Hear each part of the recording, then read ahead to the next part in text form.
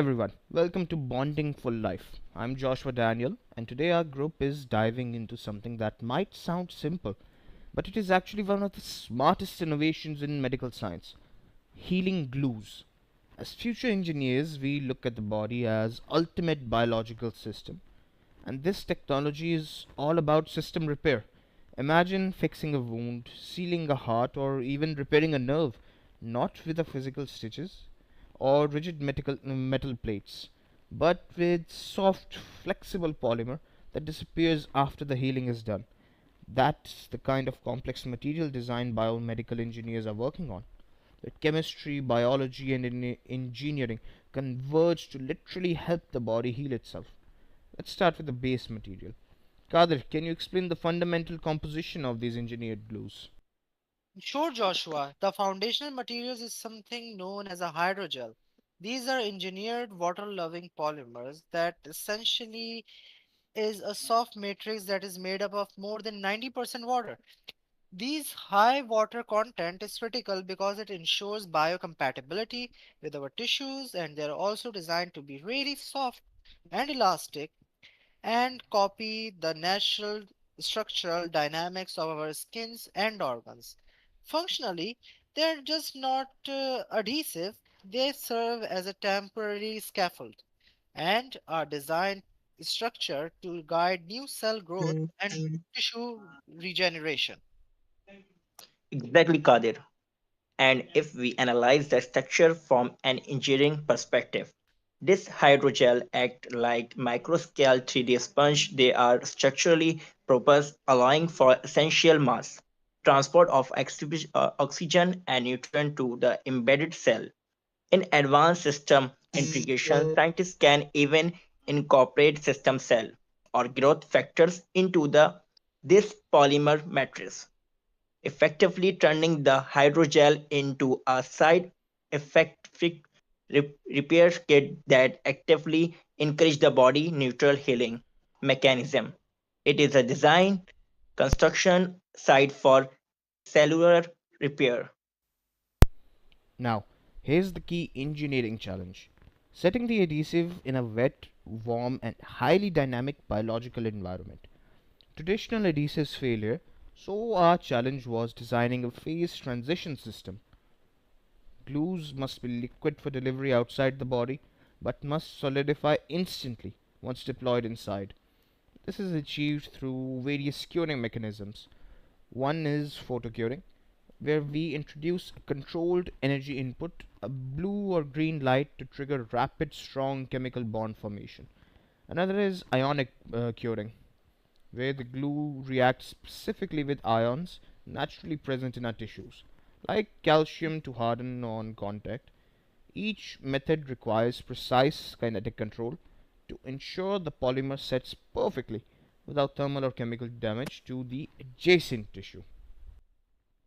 Yeah, that's true, Joshua. And then there's an interesting thing known as delivery optimization technique, and that's known as shear thinning.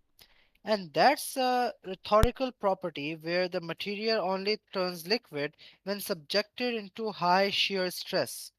Like being pushed through a syringe, once the stress is removed inside the body, it instantly recovers its solid states.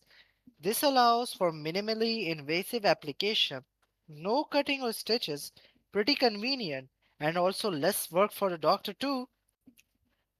Yeah, let's work for everyone. But honestly, what's really amazing is that a lot of this technology is bio-inspired. Engineers didn't invent this from scratch. They looked at existing natural systems. Specifically, they studied how mussels manage adhesive to rock underwater. These creatures use these creatures use specific proteins to form super strong bonds in wet, dynamic environments. This led to the development of muscle-inspired bioadhesives for human application. This is pure biomimicry, using nature's solutions to solve complex engineering problems in medicine. That's brilliant, but our bodies are always moving, especially areas like the heart or joints.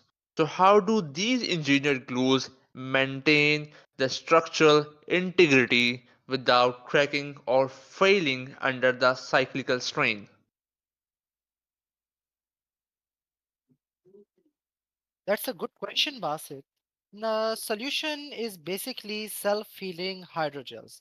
Now, these materials can literally fix microfractures in their own structures, and they are constructed with dynamic bonds that can break when the material is stretched past its elastic limit. But then they can also automatically reform when the stress is relaxed. So the material itself adapts to motion. It's like a beating heart, and it also self repairs, and it also behaves like our natural tissue does as well. That is true, Gadir. From engineering side, this relies on sophisticated, reversible chemical bonding. Traditional materials experience catastrophic failure when they crack. These advanced glue are designed to use that damaged signal to initiate a localized rebuilding process. They are constantly maintaining their structural integrity, even in dynamic motions, because the bonds are not fixed. Right. It's all about engineering systems that utilize dynamic covalent and non-covalent bonds, like hydrogen bonds. Theoretically, engineers can tune the kinetics of bond reformation by adjusting the polymer chemistry. That means we have the capability to design glues that heal in seconds or in minutes, based precisely on the clinical requirements and a side of application. It's highly controlled molecular level system design. So basically, it's just a glue that fixes itself when it breaks. That's a huge step forward.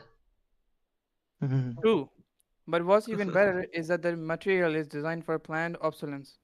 They are biodegradable, which means they are engineered to slowly break down and disappear after healing is complete.